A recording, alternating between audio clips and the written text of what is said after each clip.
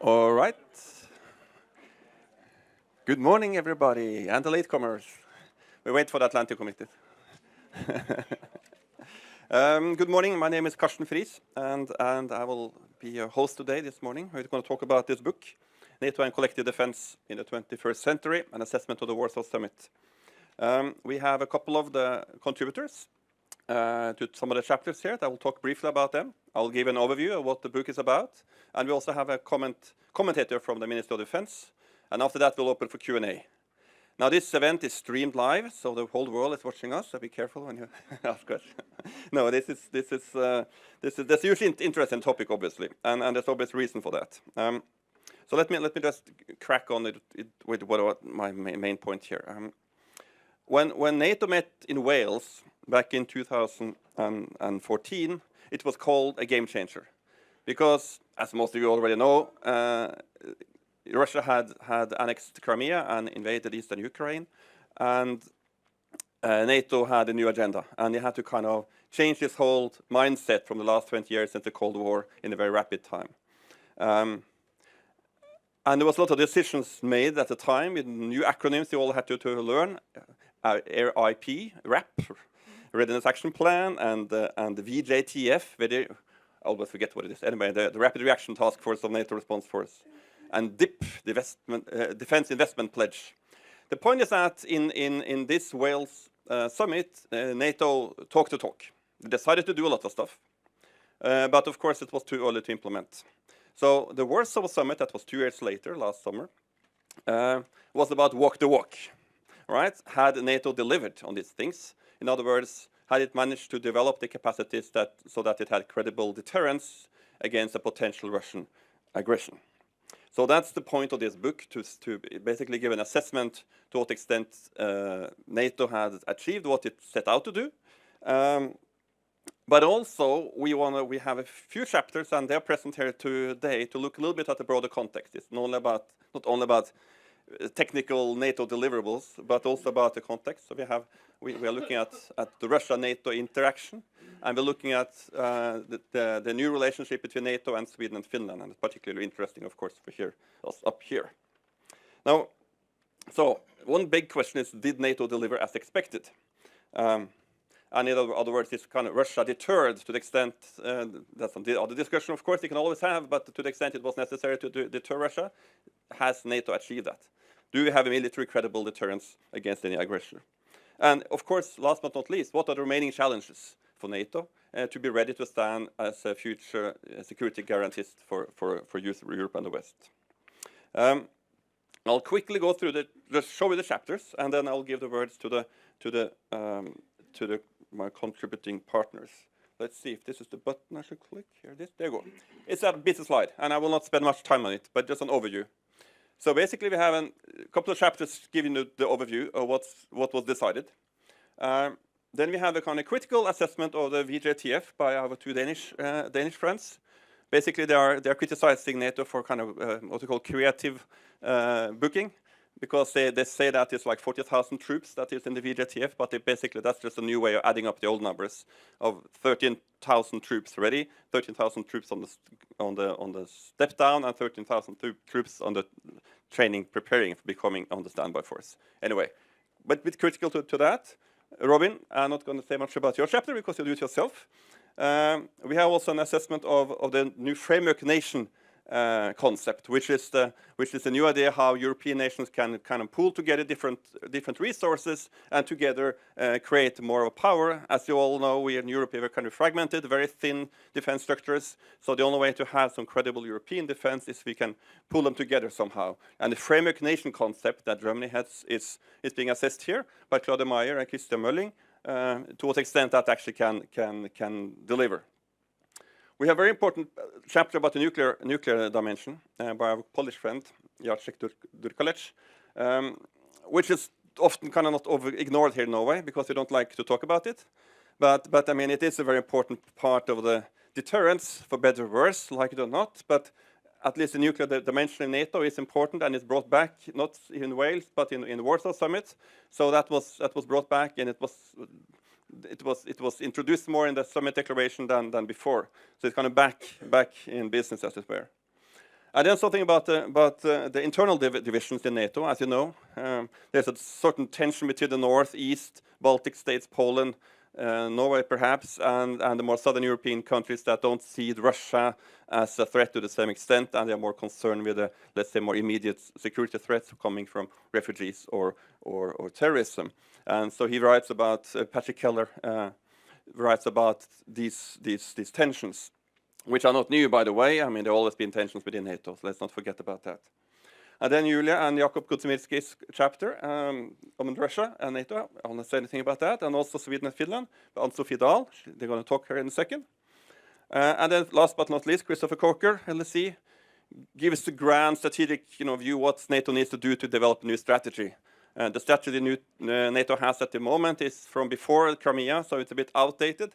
They don't have any immediate plans to change it because they have the subsequent summit declarations, so there's no need really to be able to implement decisions about reform of NATO. You don't need a strategic document, but nonetheless, he gives some reflections on what we would need for that. And then I will conclude by looking a little bit towards the future. And just a few words about what's remaining, so to speak, before I hand over the word to Robin first.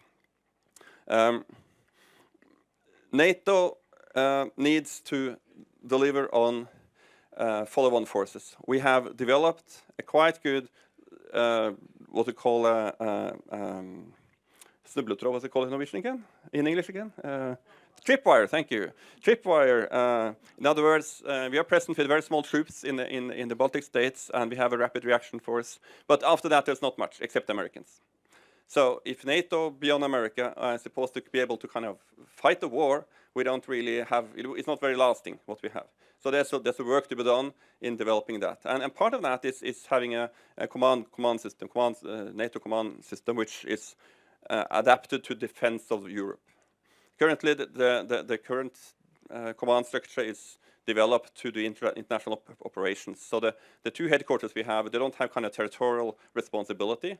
It's one in southern Italy and one in northern Europe, but they don't have responsibility for that. So that the kind of there's no kind of local knowledge, situational awareness, expertise in any other headquarters. And the national headquarters, like our Norwegian national headquarters, is not part of the NATO command structure. So they don't have a kind of a formal plug-in to support NATO and have a good situational awareness in the areas where there might be a crisis. So these things that they are working on right now, it's a difficult task, but it has to be done if NATO is going to be able to fight war, if that's going to be needed. And then, of course, it's the investment pledge. I mean, we all have heard Trump has not exactly relaxed United States stance on this, and the pressure for Europe to deliver more and actually invest more and modernize its armed forces is still there, and it needs to be done. That's another remaining task. And then, of course, there's a question about, and Norway, again, is very, very keen on this, it's the kind of reinforcement. So, okay,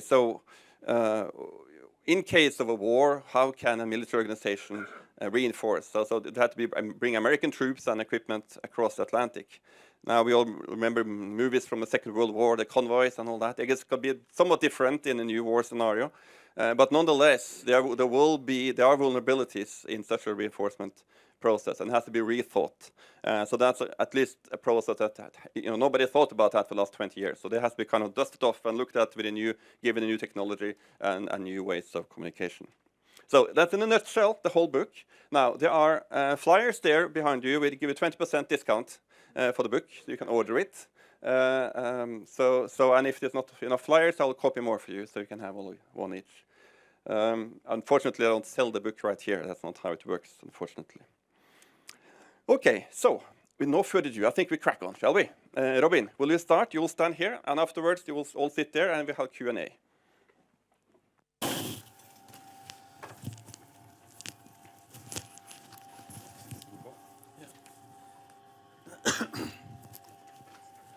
You hear me?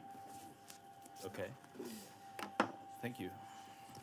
Well, thank you, Karsten. And as this is a public relation event, I will join you in promoting the book. This has been fun to work with, not only because you are a good editor and made some very nice cross-references throughout the book, so you can read the whole book, but you get a lot of help from Karsten putting cross-references through the chapters, so he's helping with that.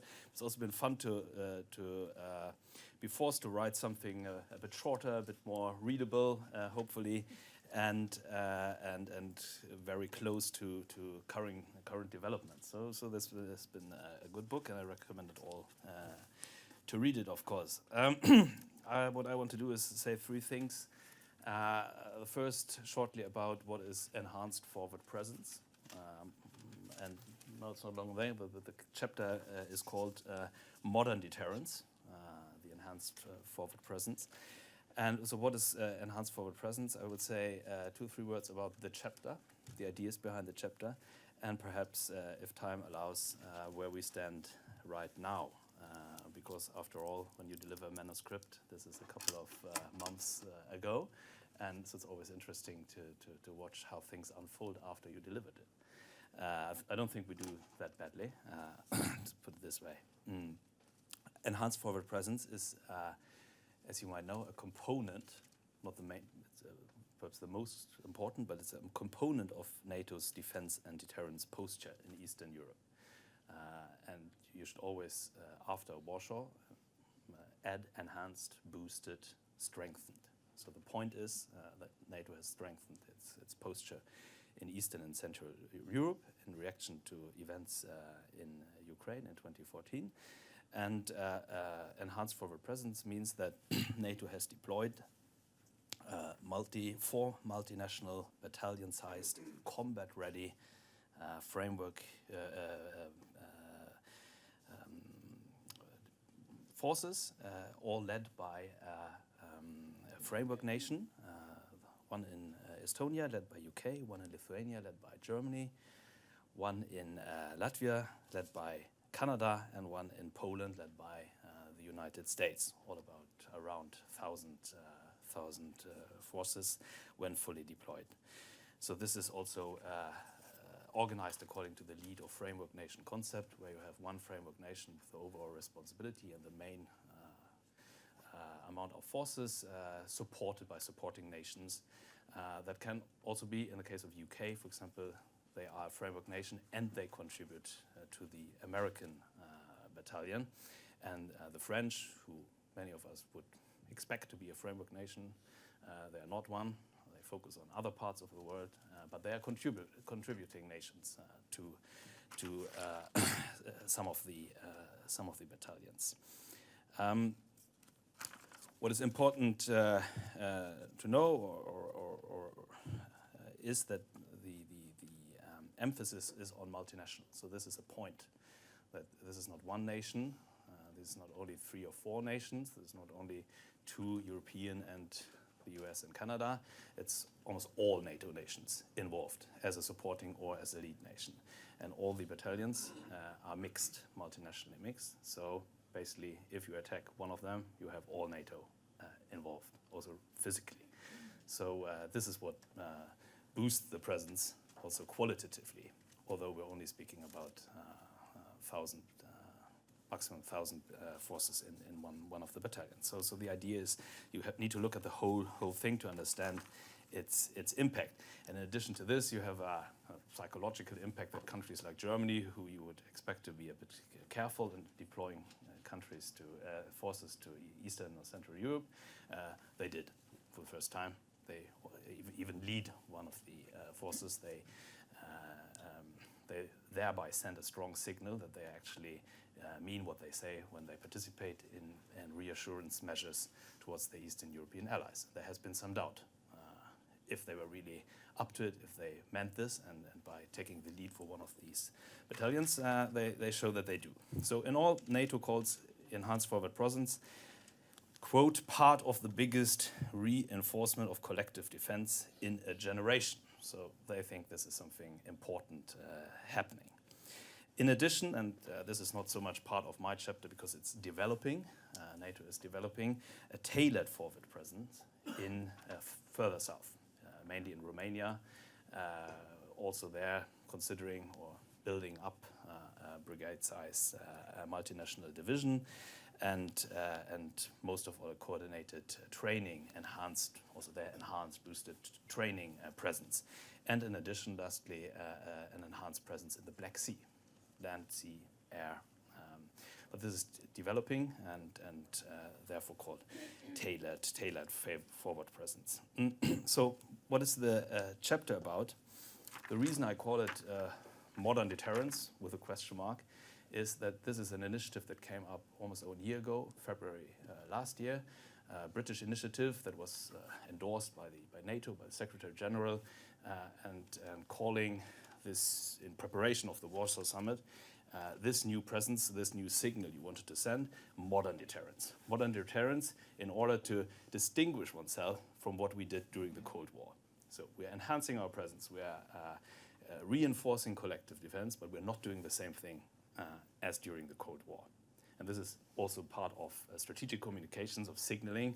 We don't want to scare anybody. We feel the need to be stronger, but we don't want to escalate. This is not the Cold War. This is not standing forces. This is not, the point is not having massive forces at the eastern border. This is supposed to be light forces, rotational forces, but we're making it permanent in a way, by rotating very often or almost permanently. So this is mostly rhetorical, but it's an important signaling. So this is why they briefly called it modern deterrence. I adopted the term because I thought it's an interesting question to ask. Is this really a modern deterrence, or is this basically the same? And are we applying the same standards as we did, looking only at forces, or are we getting the signal NATO wants to send? So I start with looking at this term, and then go through the chronology. Karsten briefly mentioned this. I mean, how did this idea emerge? It was, of course, a reaction to Crimea 2014, and the need to reassure Eastern European allies and to respond to their strong calls for permanent presence at our borders. And then the immediate decisions, almost immediate decisions at the summit, NATO summit in Wales in 2014, where the focus was mostly on how ready are we, and beginning to think what can we do, what is possible without escalating, and starting conceiving the idea, and from Wales on, then developing the idea of modern deterrence or enhanced forward presence, which then developed throughout 2015. And took shape in early 2016, and then was decided formally at the Warsaw Summit in 2016, where it is called mainly kind of the biggest thing they decided upon at Warsaw, that this was the strongest signal that they wanted to send. And now, after that, I mean, it went rather smoothly into an implementation phase, and we can talk about this later, where we stand now, and if this actually is taking place. What I also write about in the chapter is that enhanced forward presence in many ways is a compromise between different positions. I mean, compromise on two topics. One topic is this division inside NATO, potential division among countries who wanted permanent presence, mainly the Baltic countries, Poland, but also many NATO experts who thought this is not credible if we don't have massive forces, if we have permanent forces, a really strong signal.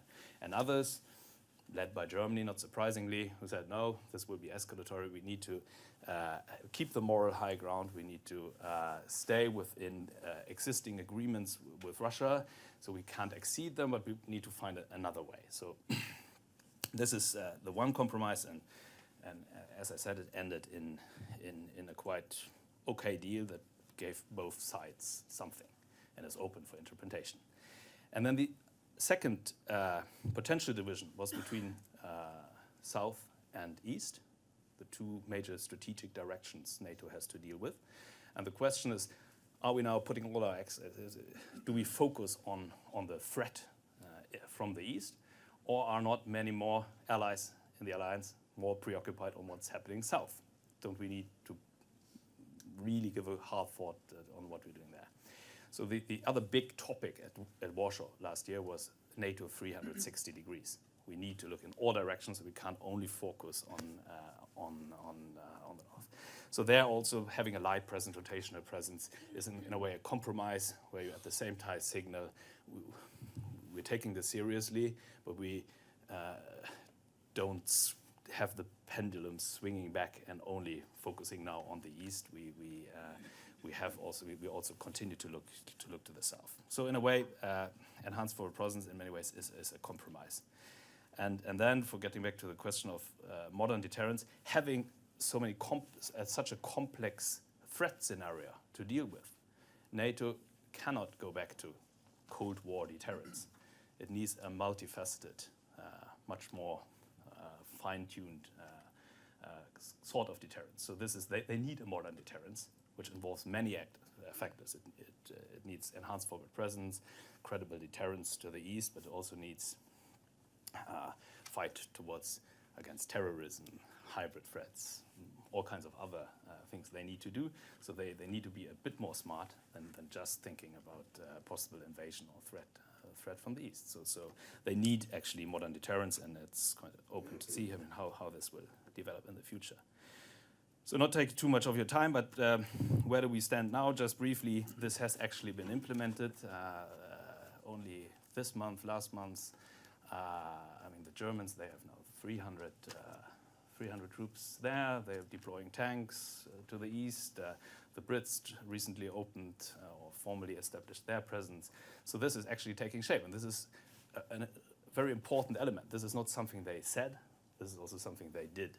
And they did it without too much trouble. And here you might correct me later, Julia, about how Russians' reactions were to this. But I mean, I'm following the German situation quite closely, and this has never been a big problem. So apparently they managed to do this in a way that both reassured the Baltics and didn't provoke Russia too much. So in this case, I perhaps a bit more glass half full when I come to the achievements of this initiative. But as I mentioned in the chapter, I think this compromise will hold. It's quite a good compromise. It has the chance to last quite long, except, of course, if something radically changes. If countries find out that the threat is elsewhere and we can't afford having so many troops there, we can't use so much money for this. Or if Russia changes behavior and we all of a sudden think, yes, we do need to do even more, if calls from Eastern Europe become louder again. So then this might get up in the air, but for now, I think this is quite a good compromise and will probably stay this way for some time. Thank you.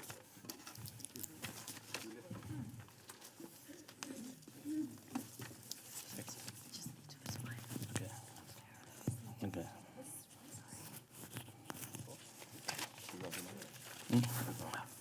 Does it work now? Yep.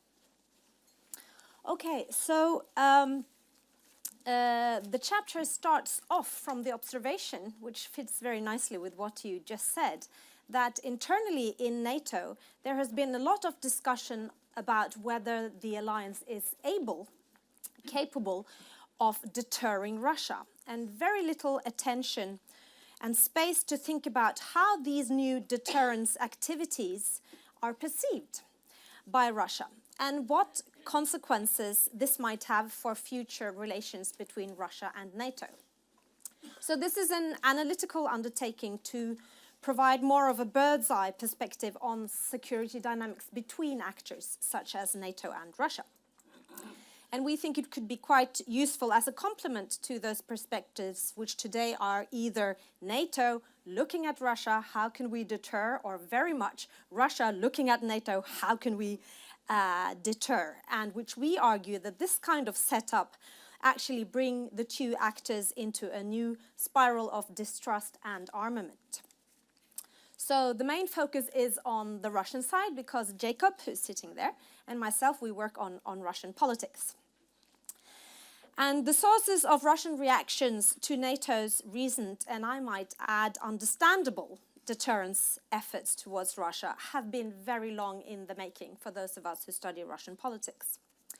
While Russian leaders in the 90s saw NATO as a potential strategic partner, 10 years on, Russia no longer saw itself as part of the West, but sought to restore its own national and maybe natural identity. An identity hinging on a strong state, secure sovereign borders, and only selective engagement with the West. and NATO. Now, Ted Hopf, who studies this very closely, he concluded in 2009 that Russia was withdrawing from the Western system, but the two things would cause Russia to engage. One was regime change, inspired from the West, and the other was, of course, NATO expansion. And indeed, Russia's list of grievances detectable in Russian official discourse for the past 10 years, I would say, although with less intensity before 2014, includes precisely these elements. The NATO expansions, we all know when they were, 99, 2004, 2008, and also NATO's pledge that one day Ukraine and Georgia, former Soviet republics, would become members of NATO, as well as what the Russians construe as NATO-supported or Western-supported or inflicted regime changes, whether in Iraq in 2003, Georgia 2003, Ukraine 2004, or Libya 2011. Now, the point we're trying to make is not whether the Russian version of these events is correct or not, but that the perceptions of this Russian, on the Russian side of Western unilateralism in world affairs, a disregard for Russian interests, particularly in its near abroad, or even this perception of Western animosity to Russia, the idea that probably any American administration would like to pull Putin's regime down. These are there on the Russian side. They shape Russian policies, such as the ambitious program to modernize and rearm Russia's armed forces from 2008 onward. They shape Russia's responses to NATO, and they are reinforced by actions from the other side, which is what we're trying to tease out here. There are some kind of interaction effects here. What we do from our side matters for which path Russia takes. So by the onset of the crisis in Ukraine, Moscow had cultivated this perception of the West, and actually in particular NATO, as a threat to such an extent that the Maidan revolution and the regime change that followed was understood and projected as a Western incursion into Russia's exclusive zone of interest.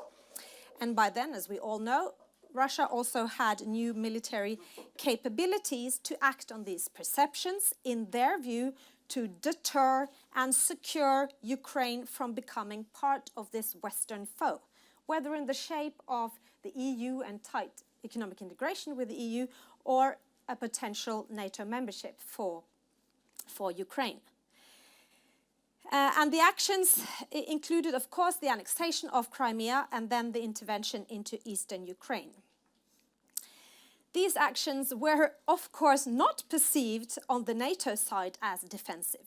On the NATO side, they reinforced the already very skeptical view of Russia since 2008 and the war in Georgia. Russian actions were perceived as offensive, aggressive, expansionist, and they did not serve to deter NATO at all.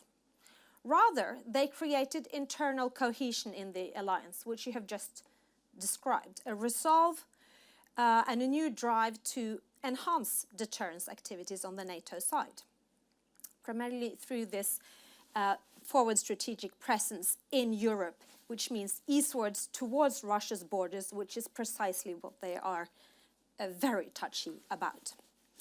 So after Ukraine, we have seen an intensification, we argue in the chapter, of this pattern of interaction between Russia and NATO, which can be summed up in many ways as a classical security dilemma type interaction, where actions by one state or alliance to increase security by arming, in Russia's case, occupying a part of a foreign country, can lead other states to respond with similar measures, and then producing tensions that create conflict, even when there is no desire for such a conflict. And I'm now speaking about not Ukraine, but the fact that I don't think that neither Russia nor NATO are actually interested in a conflict with each other.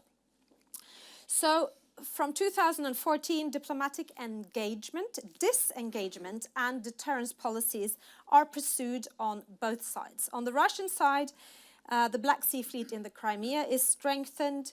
There are a whole row of so-called snap military exercises along the border, close to NATO borders. A Russian number says that only in 2015 there were 5,000 of these snap military exercises.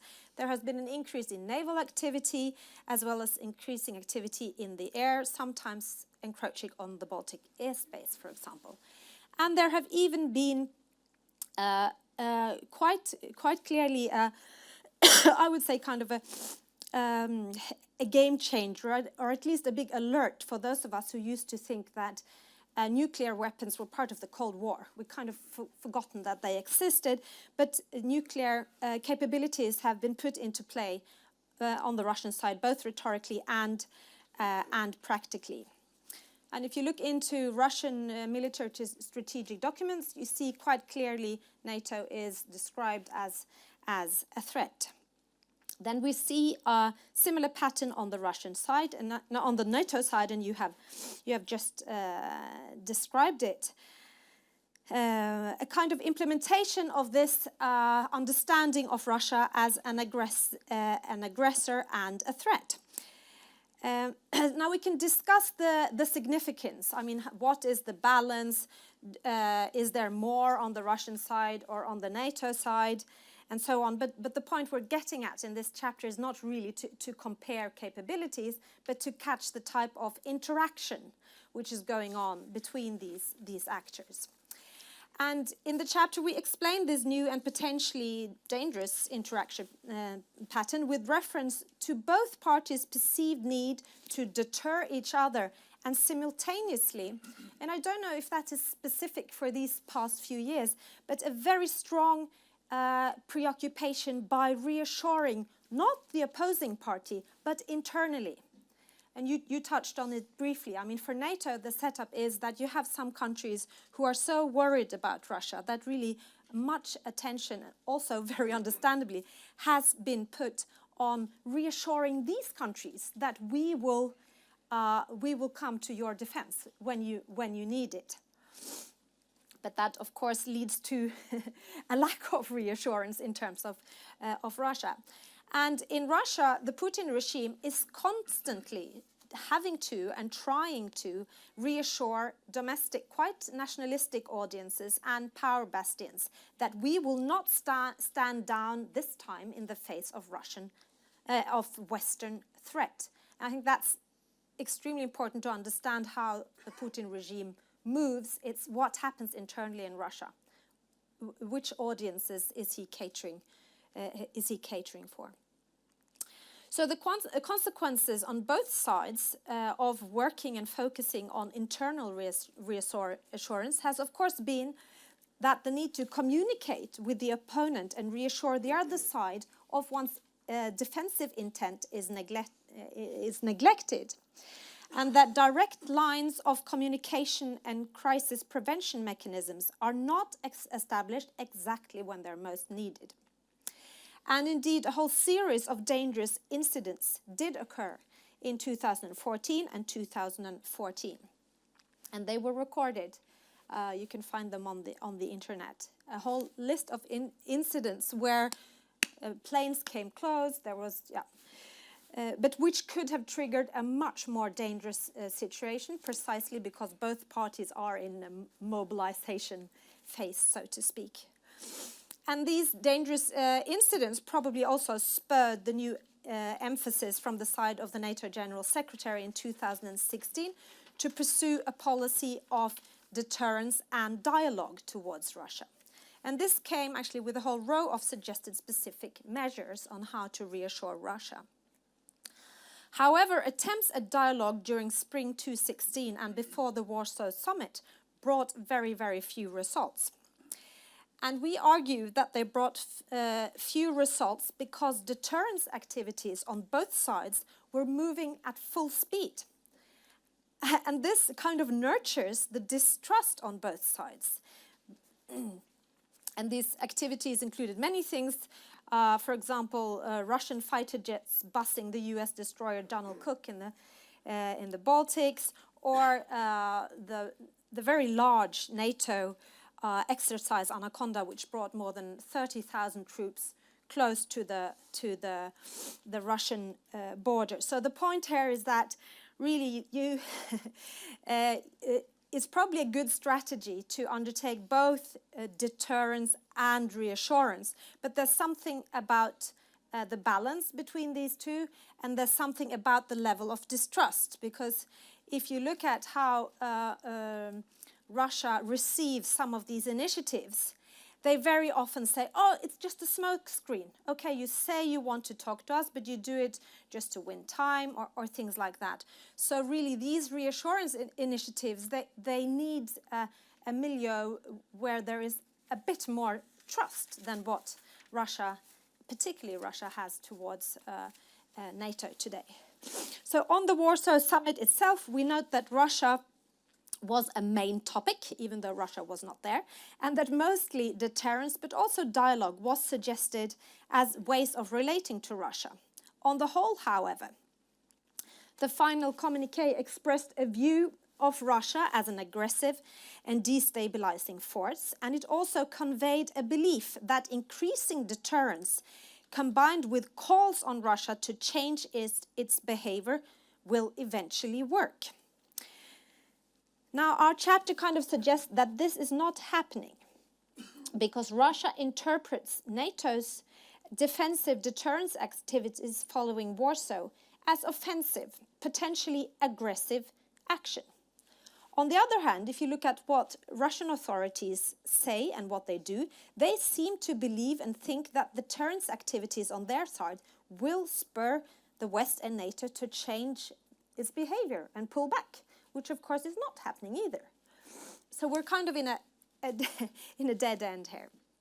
And we have seen this in Russian reactions to the Warsaw Summit. The view of NATO as Russia's opponent or a threat is shared by even level-headed analysts such as Fyodor Lukyanov. And I thought I'd just read his quote, which I think is quite telling for the more reasonable Russians. So this is his sum up of NATO after the summit. After a long quest for a new mission, when NATO tested different roles from global world policeman to expeditionary super unit to soft security provider and democracy promoter, the organization is back to its habitual business, to contain Russia. And if you look at what we could term probably less level-headed actors and what kind of actions Russia took following the Warsaw Summit. Russia carried out a huge military exercise in September 2016 called Kavkaz, an exercise centered on Crimea and involving more than 12,000 troops. And Russian media itself commented that the entire feeling inside Russia and the preparations for this military exercise, they summed it up in this sentence. It transformed Russia into one mobilized national military machine. So over the past year, I think we have seen part of this kind of spiral of distrust and conflict take hold of Russian-Norwegian relations as well. But that's beyond the scope of this chapter, so that could be for the discussion if you want to. For the future, just shortly, I really think it depends on which milieus become vocal in Russia and in NATO. It also depends on Russian economy and most of all, who decides where to cut. And it's quite interesting that actually following the Warsaw Summit, Russia cut its military expenditures quite substantially, which says something about the kind of populist nature of the Putinist regime, because he's most afraid of actually that he will have socially informed revolts in Russian big cities. So he would rather kind of hold back the hawks and cut back on military expenditure for now. And of course, the relations between Russia and NATO crucially depend on what happens in the former Soviet Union in that space, in Georgia, in Moldova, and in Ukraine. Finnish and Swedish NATO membership is secondary to this, I think, but it's still important. Then there is the possibility that there could be cooperation on other big power type issues, and that relations could be set on a less conflictual track. But here there are very many open questions, I think. One is Mr. Trump's recent U-turn on Russia policies. And the second is the Putin regime's possible need to distract from internal problems by picking a fight with someone beyond Russia's borders. Thank you.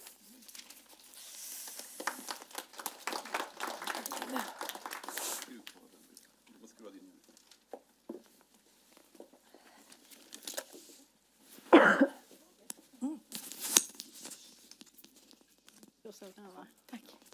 Oops.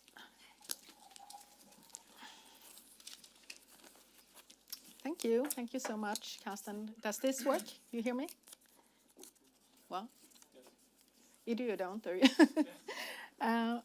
And thank you. Well, thank you for the invite, and also thank you for putting together this really great book. I think it's a very interesting collection of analysis, and I would strongly recommend all of you to go and buy it.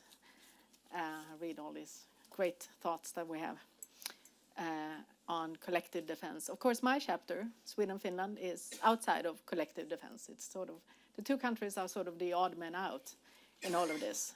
The eternally non-aligned, it seems, countries.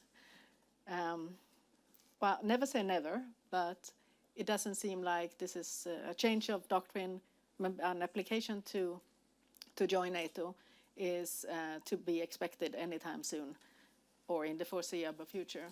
I would be very, very happy personally if this were to happen, but we shouldn't count on it. Even though some of my colleagues have been arguing now for some time that, well, Sweden is joining NATO any minute now, and we've been doing that for the past few years. The argument has been that it's sort of like Nixon China, you know, only a hardline Republican president could sort of start a dialogue with China. And the same argument would then be that only Social Democrats, Swedish Social Democrats, could bring Sweden into NATO. That is sort of based on a misreading of the parliamentary situation in Sweden. And also, I think, a misunderstanding of the very strong feelings for neutrality, as it's still referred to in some circles, that still exist in Sweden. But of course, part of this argument is also that for the four opposition parties, non-socialist opposition parties, are now all in favor of joining NATO. After 8 years in power, when they did not move on the issue, when the membership issue was actually off the table. So, you know, better late than never, but they are also in quite a difficult situation right now, so we shouldn't count on this to happen. I think that the only thing that could really bring Sweden into NATO is if Finland was to file an application. It's sort of like the two countries are watching each other, you know, sitting there, and Sweden waiting for Finland to move, Finland waiting for Sweden to move. And I think that the Finns waiting for Sweden to take the first step will have to wait for a very long time. But this, of course, complicates the security situation, the collective defense of our region, with two countries with such a big or long shoreline on the Baltic Sea that are outside of the collective defense arrangements, outside of the security guarantees.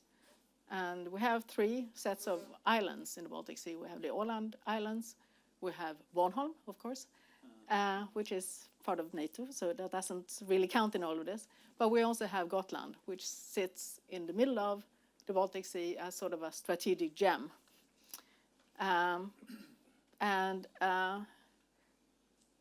If Sweden and Finland, Sweden in particular in this case, were to join NATO, of course it would mean that any attempts by Russia to deny access to Gotland for the NATO troops or NATO to support the NATO allies would be avoided.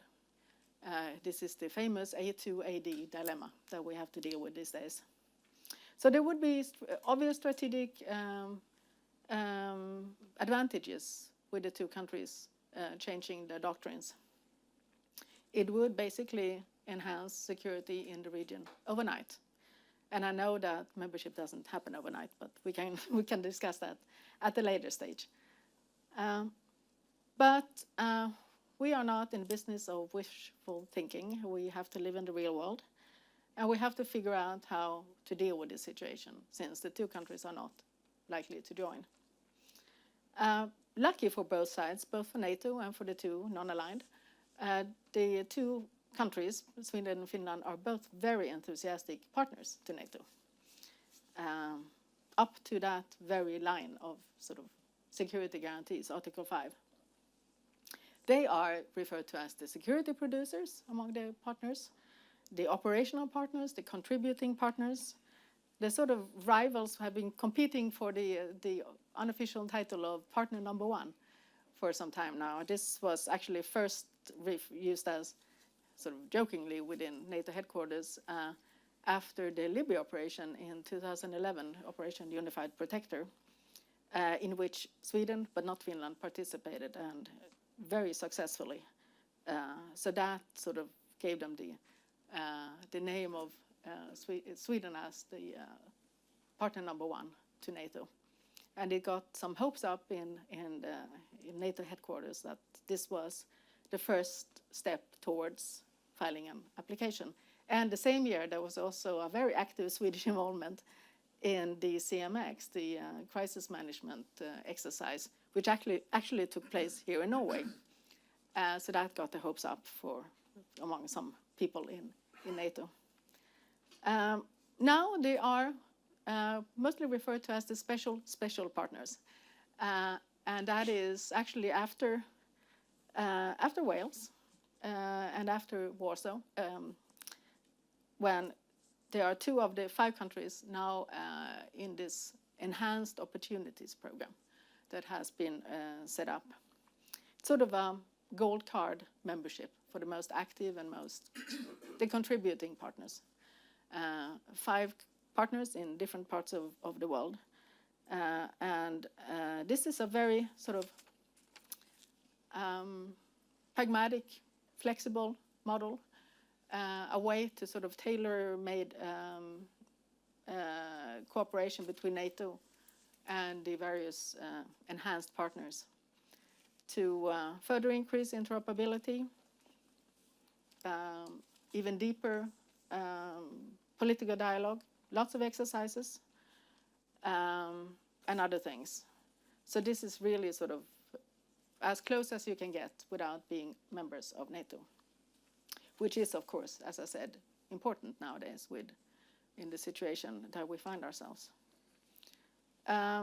Other things also, they're both part of NATO Response Force now, participate in NATO Response Force, and also have host nation support agreements with NATO, which is very handy now in the Swedish case, because there's a big exercise in the fall with thousands and thousands of Americans arriving. It's the AROA exercise. So that's, you need something like a host nation support agreement to be able to welcome them. And also parallel with this, there are other ways of sort of enhancing security in the region and for the 2 countries. Bilateral defense agreements, sort of similar to what Sweden had during the Cold War with the US, UK, and the Nordic countries. But only this time, it's not top secret for the Swedish population. So these defense agreements, the US, UK, Poland was not part of the Cold War, Denmark, and now also Norway, which is brand new. And in addition, there is a bilateral Swedish-Finnish defense cooperation, military cooperation, which the 2 governments are very fond of. And it's also unique in the sense that it goes beyond peacetime, whatever that would mean. In addition to this, of course, NORDEFCO, Northern Group, and other parts of other ways of cooperating.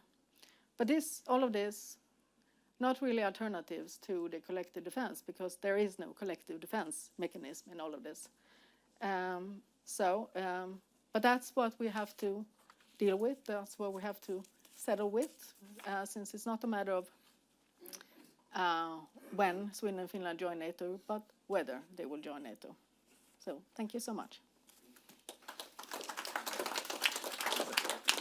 Yes, Thank you, Ann-Sofie. I will invite you, all the speakers, to sit there, and Tom, you will also sit there, and we can provide the comments while sitting there together with the others.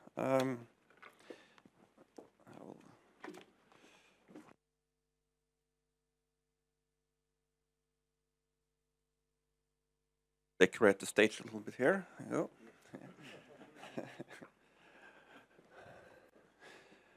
Now, Tom, you represent the Ministry of Defense. What's your take on what you've heard? Are we spot on, or did we completely miss it? Well, first of all, Karsten, thank you for the invitation to come here and for sort of the MOD to comment a little bit on sort of what I think is a very laudable and excellent project. So first of all, my tribute really both to the Institute and obviously to the contributors, to the editor for putting this issue on the agenda, which obviously has been sort of center stage in the MOD for a number of years now, and certainly will be in the future. What I thought I perhaps could do, rather briefly, is sort of give you perhaps a little bit of the MOD perspective on some of these things. I think it will. I've obviously read the book, if not in every detail, I must admit, in a busy day, but I think it will sort of confirm most of the issues which are identified, and also quite a few of the sort of the viewpoints, most of them actually, and if I may use my little privilege perhaps to exercise some soft critique on a very few points. But overall it's a very good and to the point project, I think. A little disclaimer, I think I come from the MOD, but I think my comments here are sort of personal in nature, so please respect that.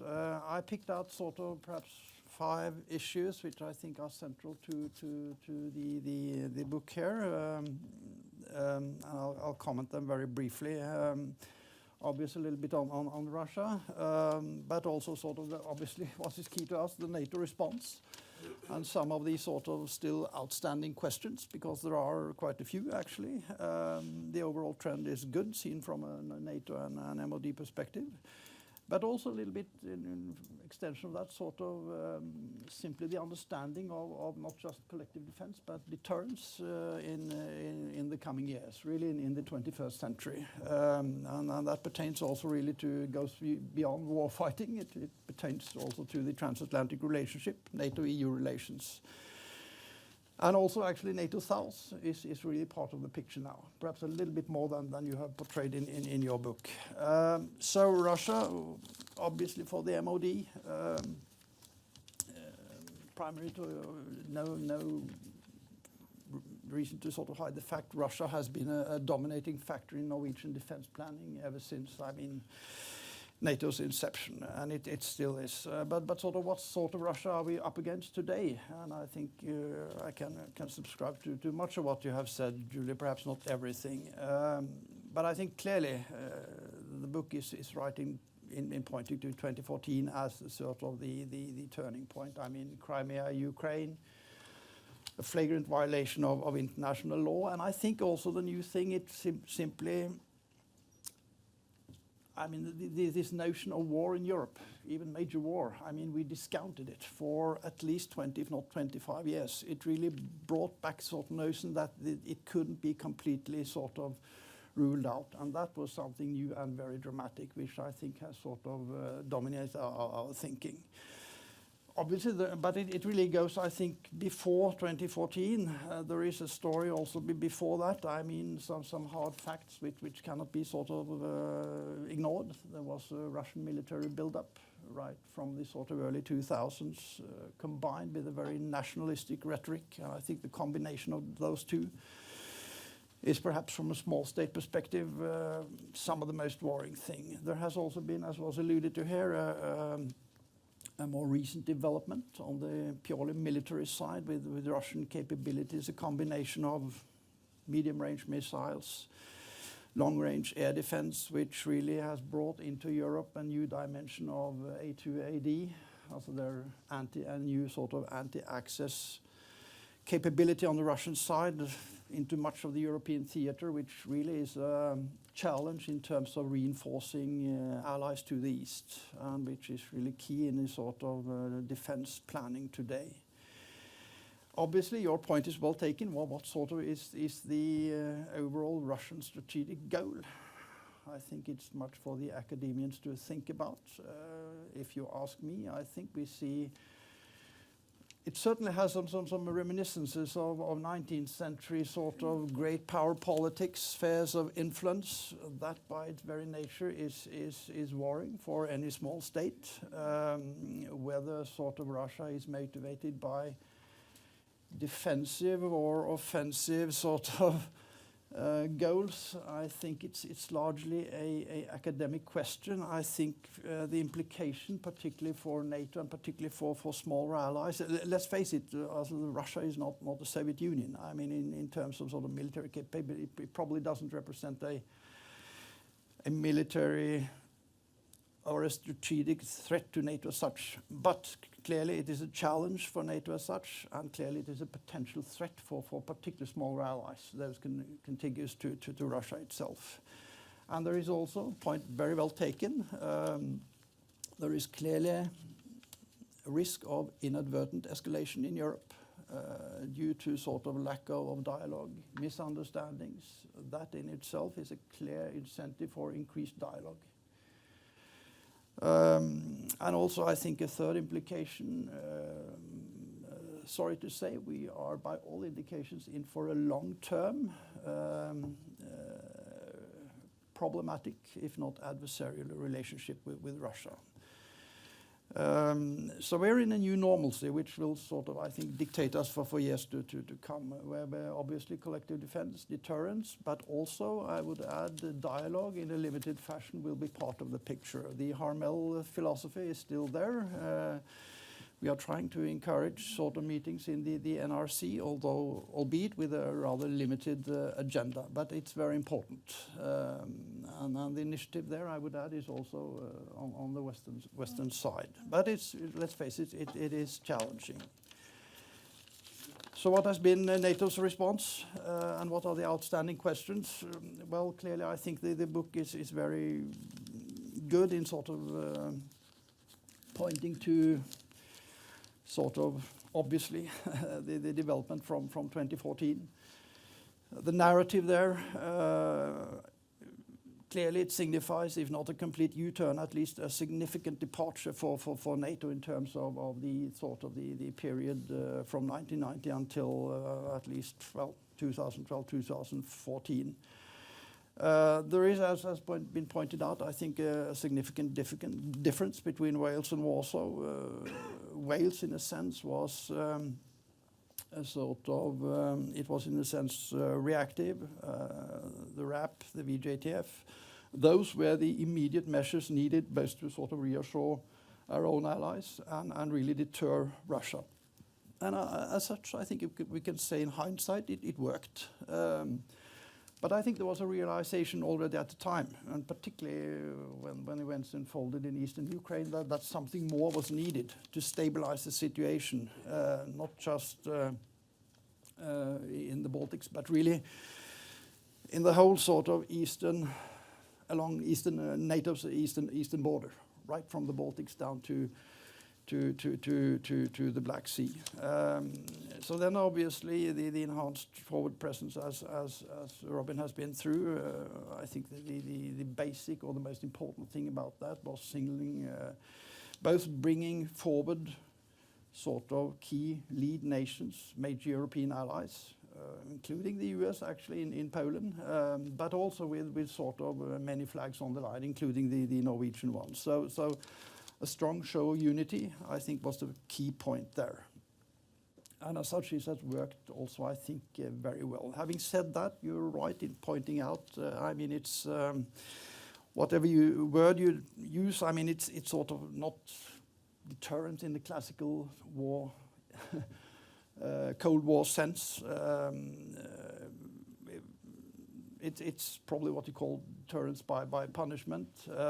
So something more is needed if sort of the chips wear down. And there, let's face it, we still have some work to do in terms of, because I think, let's face it, there is no doubt, this is about war fighting. It's also about avoiding war, but the defense planning here is really about war fighting in Europe, if you like. So we have some sort of additional work to do here in terms of following forces. Follow-on forces is obviously one such theme.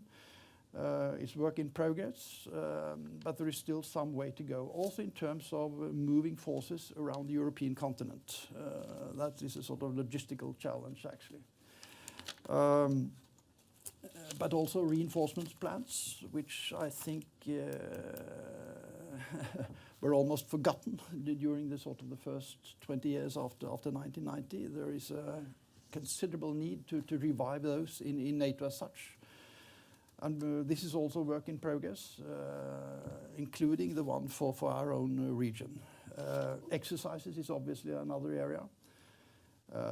So there is a new momentum in having sort of both medium and large size exercises. And I would add also, and this is something we are also increasingly paying attention to in Norway, because exercises traditionally also in our own region, it has been mostly for sort of also for rehearsing personnel and material, but I think there is a need also for using exercises more deliberately for signaling, also to stabilize the situation, but also for sort of political signaling. Obviously the command structure, a key issue for Norway. I think there was a realization, certainly in Oslo, but also in other capitals, that after the events in 2014, that sort of NATO's command structure would not be up to it if sort of the chips were down. Partly due to Norwegian initiatives, NATO is now in the process of having a so-called functional assessment of the whole command structure with the intent of improving not just sort of situational awareness, but also really sort of its ability to engage in high-end operations. We have also, I think, succeeded from the Norwegian side in sort of getting more awareness on the whole maritime dimension in NATO. And finally, also on the defense side, cyber hybrid, obviously of increased importance. A bit more sort of difficult to get a handle on exactly how to proceed on those sides, but certainly NATO is engaged in that. Very briefly on the nuclear dimension, it deserves mention. I agree with that. Certainly there are worrying trends. It's partly related to Russia, and of course, NATO. This is about collective defense. So I mean, but there are also obviously worrying trends out there, further afield. But I would say again, what drives this is now, let's face it, sort of a Russian rhetoric on nuclear weapons, which is worrying. Also combined with a military build-up. So consequently, I think what you saw in Warsaw was a sort of reaffirmation of NATO also as a nuclear alliance. But I would add, there is no change in NATO's also overall nuclear strategy. Nuclear weapons are still seen as weapons of last resort, and they are in that sense very unique. So I would stress that. But obviously the net effect, the nuclear dimension is back, whether we like it or not. So looking forward, I guess the key question is, all of what we've done on the defense side, will it then be enough to sort of deter Russia in Europe and still sort of maintain stability, also without escalating or risking all-out war? Because no one wants that, and we don't even think that Russia wants that. So that is clearly the overall goal. And here I think we touch on the deeper issue of what is deterrence in the 21st century. And I would perhaps argue that it goes a little bit beyond sort of military capabilities in a pure sense. It has a lot to do about how the West is perceived, both in Europe and across the Atlantic in Moscow. So clearly the transatlantic relationship is a key point here. And I think it's fair to say the transatlantic relationship, the US as our ultimate security guarantee, is probably more important than at any time since 1990. Personal perspective. And one key issue, it has already mentioned very appropriately, burden sharing under the new US administration will take on increased importance. There is absolutely no doubt about it. With the clear expectation that the allies now, as was formulated in the summit decision, that they now move towards this 2%. And also the 20% for investment. This will be a key issue into the mini summit this spring. And also we are in the midst of this discussion in NATO. The expectation is that also each ally present plans on how to try to reach these goals within this 10-year period. And also with mechanism for annual monitoring. So this can be a rather tough thing for the Europeans. There is at the same time, I think now, a new realization that it will not just be about numbers. Also contributions to operations and capabilities will probably count in. And that's probably a good thing in terms of getting a kind of a compromise that nations can live with. But the 2% is the benchmark, there's no doubt about it. I would argue that also cohesion in, how should I put it, the major sort of security organizations, political organizations in Europe is very important, i.e. NATO, the NATO-EU relationship. I think events in 2014 confirmed also how NATO and the EU complement each other in crisis situations like this. And I think there is stronger reasons than ever for these two organizations to cooperate. We had an excellent high-profile statement in Warsaw for increased cooperation. So the basis is there. I think the challenge is implementation. And let's face it, the sort of, again, personal view, but I mean the landscape in Europe and particularly in the EU now, it presents certain problems in its own right in terms of the EU acting in a unified manner. Obviously the EUs are under pressure from a number of sides.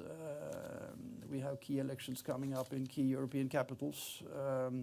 And also, obviously, Brexit comes in as another challenge here. So overall, there are sort of signs, particularly on the European continent, which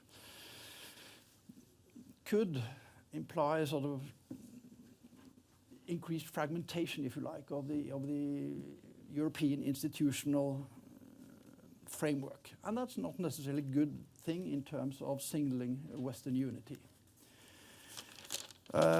Just finally, a little bit on NATO Cells. And perhaps this is one area which I think is also relevant from a sort of collective defense aspect, because obviously the challenge we have seen so far, they have been, or most of them have been of a sort of humanitarian nature.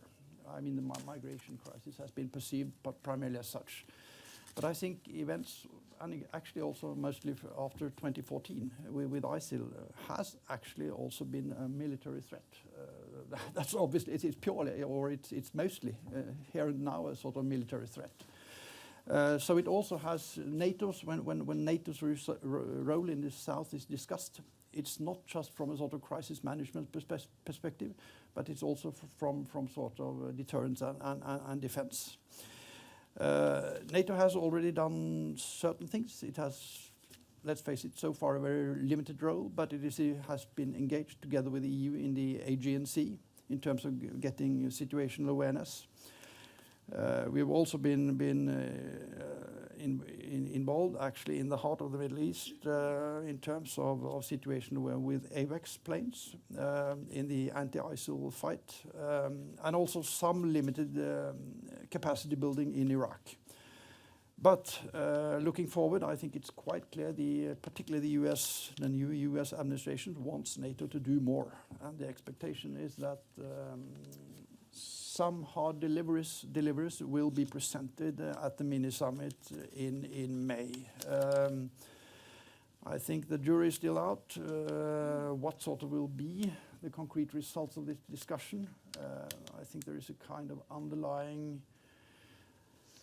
recognition that NATO's role, particularly in the fight against terrorism, is not clear-cut. NATO will probably have to sort of focus on areas where it has comparative advantages, and obviously I think also in cooperation with other organizations who has a stronger role on the civilian side. I think I'll stop there actually. All right, excellent. Thank you, Tom. Covered a lot. I'm sure the panelists would like to respond to some of it, but I will not allow you yet because it's time to get the audience engaged, I think. And you can, if there are comments you would like to make, you can do that in your answers. We covered a broad spectrum of topics from Sweden to Russia, to internal NATO matters and European Union, what have you. And I'm open to any discussion, any questions on any topic that's we touched upon so far. So the floor is open. There will be a microphone here that will be passed around, and please state your name and affiliation. And yes, of course, Ambassador Berg is first. Yes, thank you very much. You all made very valuable contributions, very good analysis. My name is Rolf Berg. I'm retired from the Ministry of Foreign Affairs. Could I just touch a little bit on the nuclear issues which you referred to?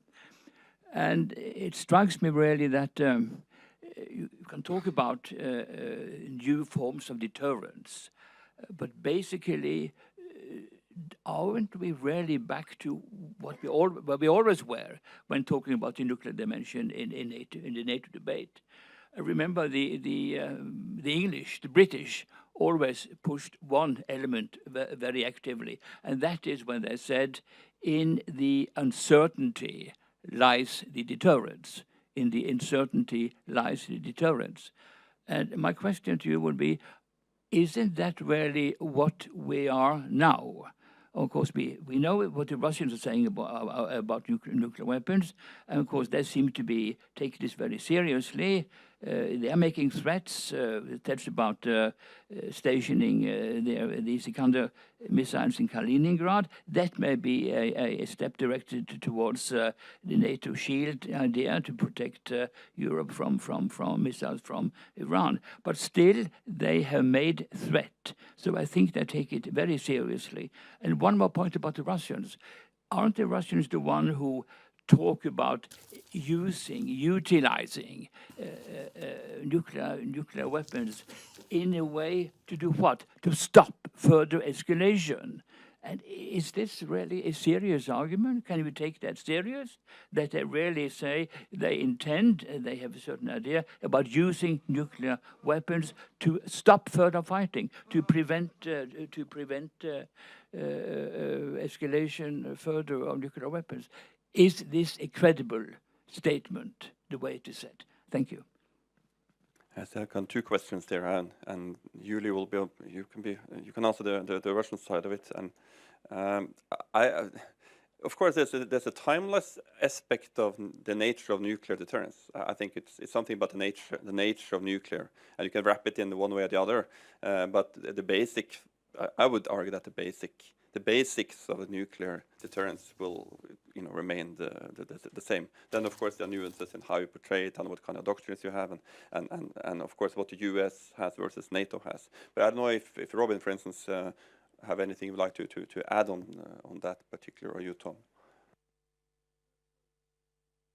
Make sure to turn them on. A very, very important question, and of course the nuclear dimension, if we haven't mentioned it, I think it's mentioned in every chapter of the book, probably.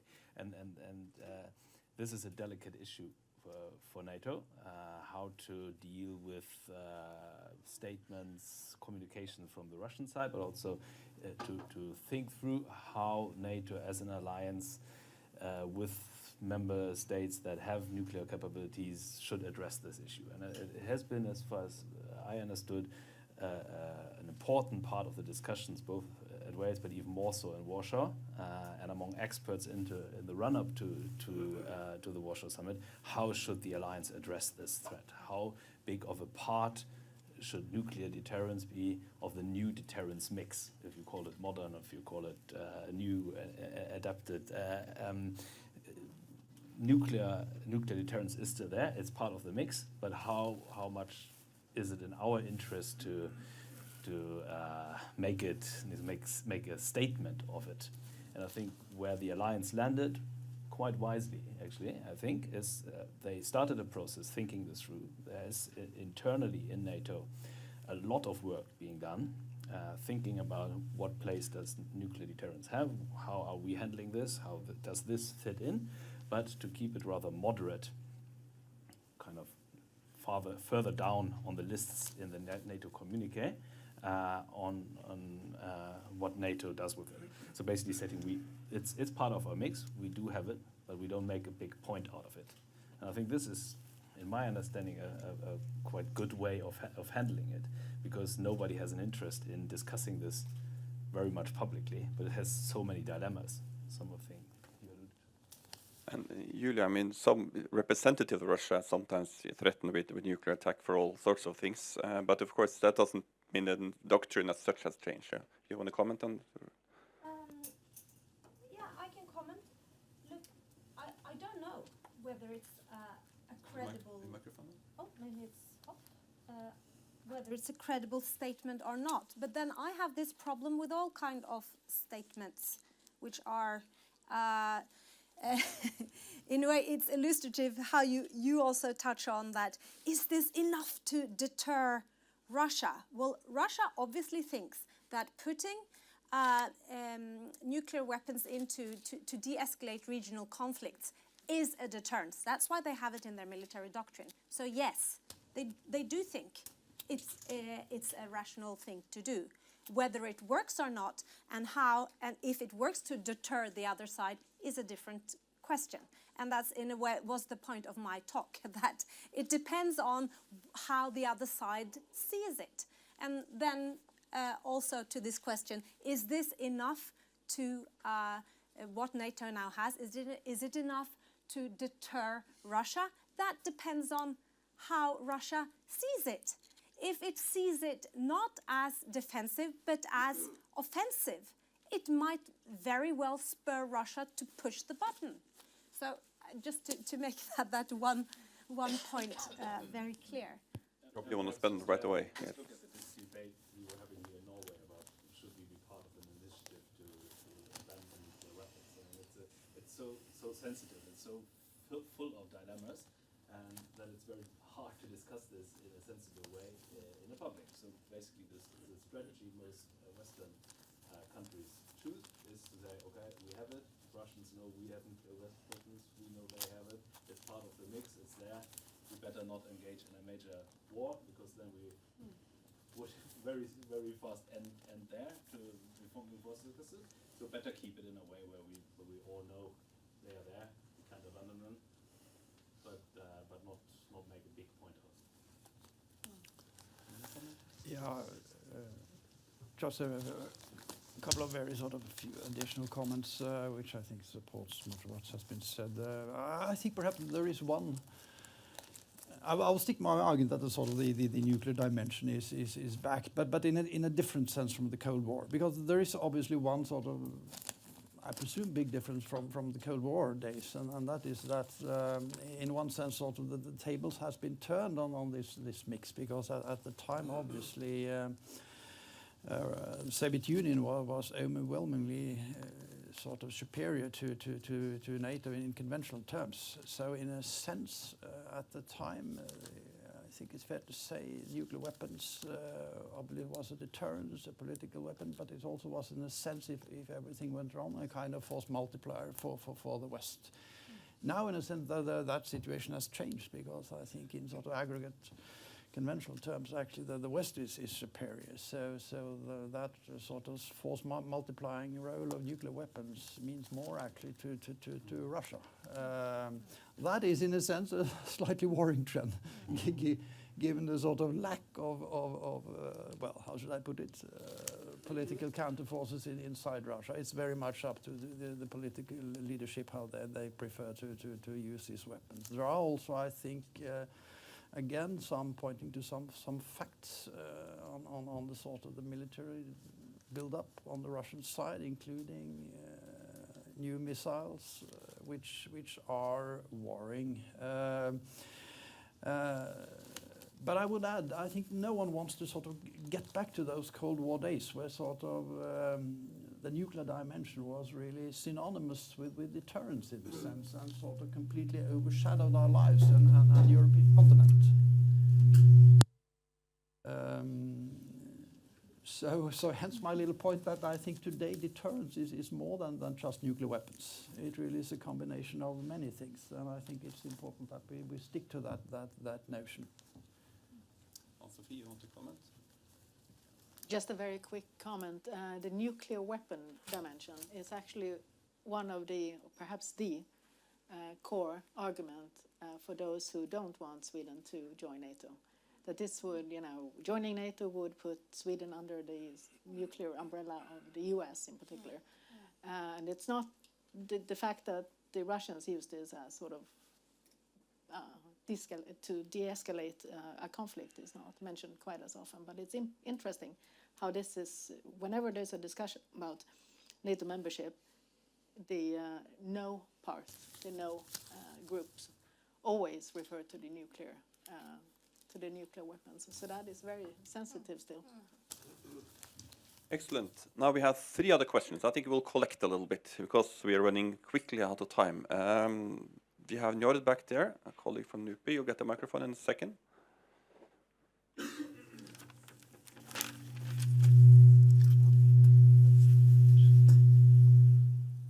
Yeah, Njord Vegge, researcher here at NUPI.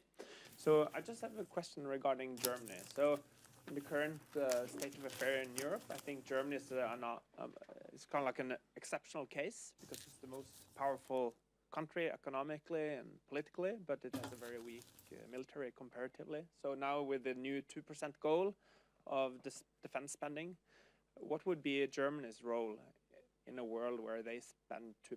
I mean, they probably do 1.3 or something now.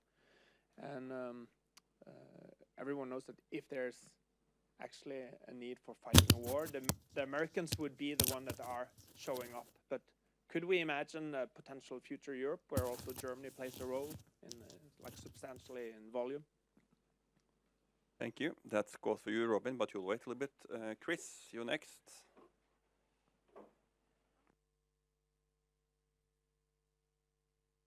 Thank you. Fascinating discussion. Flexible response 67-70 was a strategy with part of the whole deterrent concept that the Western nations had. Now, in the 90s, we saw that with the rusting of the Russian arsenal, they picked up the flexible response. One worry is that many of the weapons that the Russians have maintained are maybe not the ideal weapons for that kind of a deterrent posture because they are just a little unstable. And so we feel that the discussion taking place in the Russian milieu at the moment is in fact, as was mentioned, this whole profile of modern missiles that in the conventional mode, they can more than enough really worry us in a deterrent concept. And what I've maybe missed most of the discussion is in fact the naval aspect. Tom mentioned that this is getting more and more of a focus, but it really is here and now. So it would be useful if this is included in your discussions as well in this book, because it is an aspect that is very important for Norway to get what you might call the Sackland dimension back into the NATO discussion, so that you really get a coherent, coordinated naval aspect where a lot of these, I think, uncertain provocations will take place. Thank you. Thank you, Chris. And then it's Jakob. Thank you for being given the opportunity to ask a question. My question concerns another country that has not been mentioned, but that can create a lot of tension, but within NATO, but also in NATO's relations with the outside world. I mean Turkey. Turkey has gone through a very difficult political process. We know that only 1 week after the NATO summit in Warsaw was concluded, there was this attempt at coup, at removing of Erdogan from power. Then the referendum on giving Erdogan more powers. How this may match with the idea of NATO being a community of values, and how this is also going to influence NATO's internal coherence, having in mind that over the last couple of days, for instance, Turkey has been bombing American allies in northern Syria.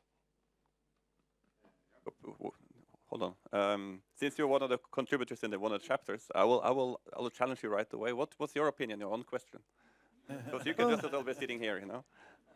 This value issue is definitely very difficult because we don't see Turkey moving in a more democratic direction, but rather the opposite. And as far as the internal coherence of NATO is concerned, I think that what we should really watch closely is this idea of Turkey rapprochement with Putin's Russia, because we see two state leaders who have at least some shared interest, but from the Russian point of view, what is maybe the most important interest is to weakening of the internal cohesion of NATO. Very good, excellent, thank you. Now, we have 3 questions. One of them is almost answered, but you can, of course, comment on the answer. I think we start with I guess the Germany question was mostly, you're the best one to answer that, Robin. I hope so. I mean, very, very important point, because Germany has been, as I briefly mentioned, crucial to this whole concept of enhanced forward presence. It was very important for the Baltic countries, actually, that Germany participated, that Germany took the lead. It was I think we can't estimate enough how much they put into this. And this contrasts in a way with some of the worries also in the German debate about what do they think when we all of a sudden deploy to one of their countries, Second World War memories and all that. None of that. To the contrary. I mean, at least the voices I heard from the Baltic countries, they wanted this very badly, and they were very happy in the way it's happening. Another dimension of this debate is Lithuania worse off than the others because they have the Germans, and are they really committed to it? I don't think this debate is viable either, because Germany committed in a NATO way to this, and collective defense has been sacrosanct for them. So the way they do this is a real commitment, and I don't think it's any worse than the British or the Canadian or the American commitment. And the point, as I mentioned, is this is multinational, so everybody's involved. So it's never only the Germans; it's the Germans plus the Norwegians and several others, and it's not only one Baltic country. This is seen as one enhanced forward presence concept. So the countries will actually be the different commands will be interlinked, and there we are at the a third dimension. What does it say about Germany, and is there change? And I would say the change happened after 2011, in the run-up to 2014, and we can see it from 2014.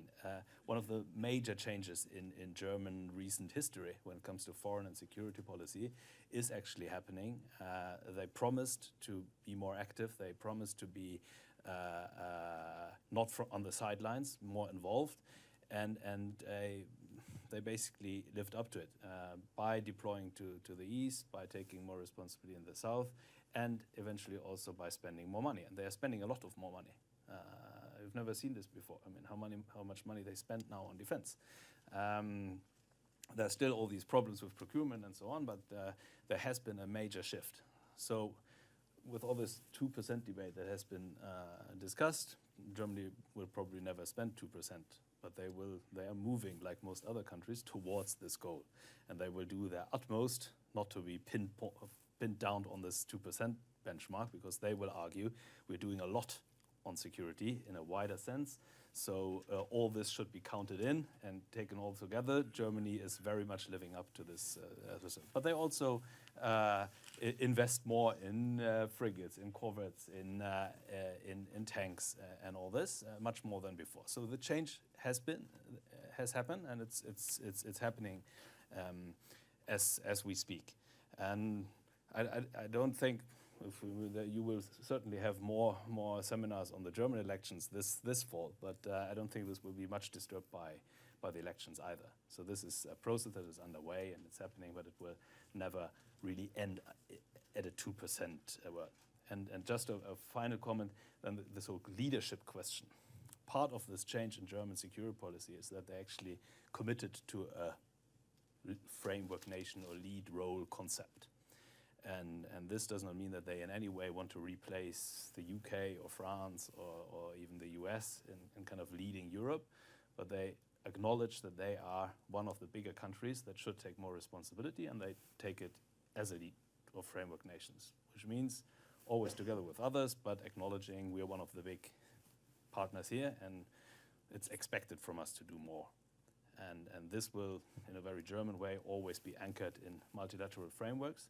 But it's a significant shift as, let's say, their role they played in Libya. So there happened a lot, I would say. Thank you. Yeah, flexible response. Just on the naval part, Chris, in the 2.0 version of the book, after the next summit, we can add that. But it's not too much to write home about yet. But maybe it will develop.